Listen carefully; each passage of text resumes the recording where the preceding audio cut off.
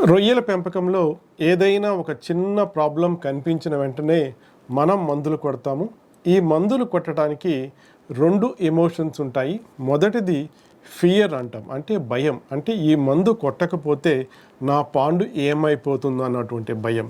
రెండవది హోప్, ఈ మందు కొట్టినట్లయితే నాకు పంట బాగా వస్తుందేమన్నటువంటి ఒక ఆశ.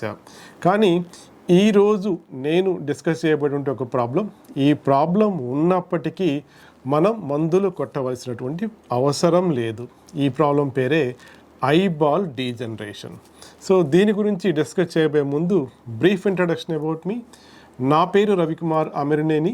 నేను షింప్ హెల్త్ స్పెషలిస్ట్ని and partner at Alpha Biologicals. Alpha Biologicals is a leading probiotics and aquatic animal healthcare products manufacturer in India. So ఇక టాపిక్లోకి వెళ్ళినట్లయితే, ఎప్పుడైనా మనకి రొయ్యలు నీళ్ల మీదకి వచ్చేసి వాటి చుట్టూతో అవి తిరుగుతూ ఉంటాయి. దానిని కార్క్ స్క్రూ స్విమ్మింగ్ అంటారు. దీనికి ఇప్పటి వరకు తెలిసిన కారణాలు రెండు ఉన్నాయి. ఒకటి ఈఎంఎస్, ఎర్లీ మోర్టాలిటీ సిండ్రోమ్, లేదా దాన్నే ఏహెచ్పిఎండి అంటారు. అదృష్టవశాత్తు ఇప్పటి వరకు మన దేశంలో అది లేదు. రెండవదే ఐబాల్ డీజనరేషన్ అనేటువంటి ఒక ప్రాబ్లం. సో మన భారతదేశంలో ఈ విధంగా కార్క్ స్క్రూ స్విమ్మింగ్ ఉన్నటువంటి రొయ్యని మనం తీసుకొని చూసినట్లయితే చాలా సందర్భాల్లో దీనికి ఒక కన్ను పాక్షికంగా కానీ కంప్లీట్గా పూర్తిగా కానీ డ్యామేజ్ అయ్యి ఉంటుంది. సో కొన్ని సందర్భాల్లో మనం చూసినట్లయితే వల వేస్తాము. వల వేసినప్పుడు వలలో కొన్ని రొయ్యలు ఇరుక్కుంటాయి. వీటిని ఈ నెట్ మ్యాన్ అప్పుడప్పుడు రెక్లెస్గా దాన్ని లాగి పడేస్తూ ఉంటారు. అలాంటప్పుడు కూడా కన్ను డ్యామేజ్ అవుతుంది. కన్ను డ్యామేజ్ అయినటువంటి రొయ్యని నీళ్ళల్లో వేసినప్పుడు కూడా ఇదే రకమైనటువంటి బిహేవియర్ మనం చూస్తాం.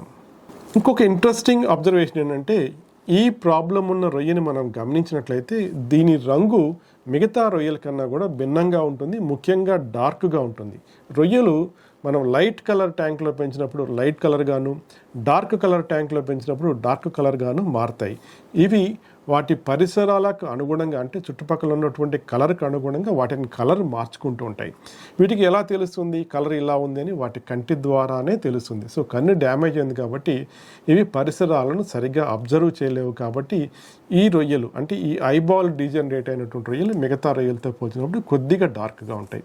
ఇంకొక ఇంట్రెస్టింగ్ పాయింట్ ఏంటంటే, మిగతా రొయ్యలతో పోల్చినప్పుడు ఇవి చిన్న రొయ్యలుగా ఉంటాయి.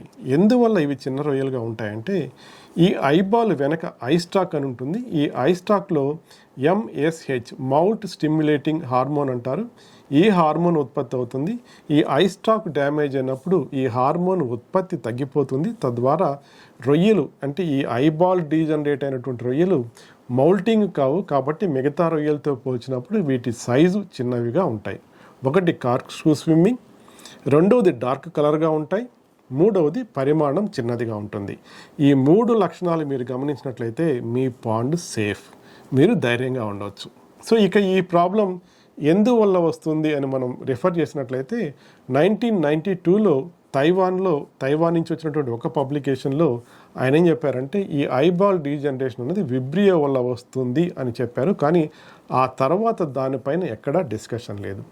కొద్ది సంవత్సరాల క్రితం మనకి బంగ్లాదేశ్ నుంచి ఒక సైంటిస్ట్ ఏం చెప్పారంటే, ఇది ఏరోమొనాస్ అనేటువంటి ఒక బ్యాక్టీరియా వల్ల వస్తుంది అని చెప్పి ఆయన రిపోర్ట్ చేశారు. ఇంకొక ఇంట్రెస్టింగ్ ఫ్యాక్టర్ ఏంటంటే, ఇది చాలామంది బ్రూట్ స్టాక్ సెక్షన్స్ ఉంటాయి కదా మన హ్యాచరీలో, ఆ బ్రూట్ స్టాక్ సెక్షన్లో మనకి బ్రూడ్ స్టాక్ కూడా ఈ ఐబాల్ డీజనరేషన్ ఎక్కువగా రిపోర్ట్ అయింది.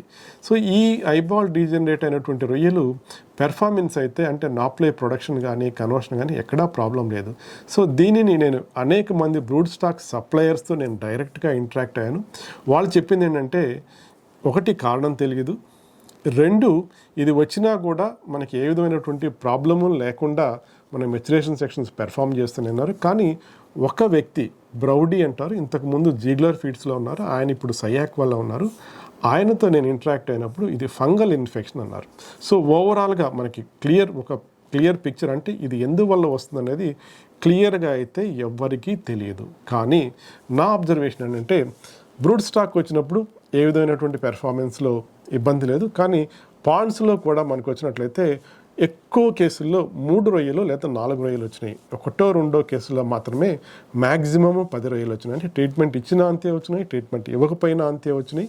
ఇంకోటి ఏంటంటే ఇది ఒక రొయ్య నుంచి ఒక రొయ్యకి స్ప్రెడ్ అవటం, ఈ ఐబాల్ డీజనరేషన్ మిగతా రొయ్యలకు రావటం నేను గమనించలేదు. కాబట్టి నేను ఈ ఐబాల్ డీజనరేషన్ వస్తే మీరు 3 క్యారెక్టర్స్ చూడండి, ఈ 3 లక్షణాలు ఉన్నట్లయితే ధైర్యంగా ఉండండి, ఏ ట్రీట్మెంట్ అవసరం లేదు. సో మీరు నాతో ఏకీభవించినట్లయితే కింద ఎస్ అని కామెంట్ చేయండి. మీరు నాతో ఏకీభవించకుండా మీకు దీనిపైన ఏదైనా బెటర్ అవగాహన ఉంటే కింద కామెంట్ బాక్స్ ద్వారా నాకు తెలియజేయండి. మా ఆల్ఫా బయాలజికల్ సంస్థ ఎప్పుడు కూడా మీకు అవసరమైన సమయంలో అవసరమైన ఇన్ఫర్మేషన్ ఇచ్చేసి మీ ట్రాన్స్ఫర్మేషన్కి ఉపయోగపడుతుందని ఆశిస్తున్నాను. అలాగే ఈ వీడియో నచ్చినట్లయితే మీ తోటి వారికి షేర్ చేయండి, వాళ్ళకు కూడా ఉపయోగపడుతుందని ఆశిస్తున్నాను. సో మా ఉన్నటువంటి గోల్స్లో ఒక గోల్ ఏంటంటే రైతులు ఎవరు కూడా తెలిసిన విషయాల వల్ల నష్టపోకూడదన్నదే మా రెండవ goal. So thanks for watching and all the best.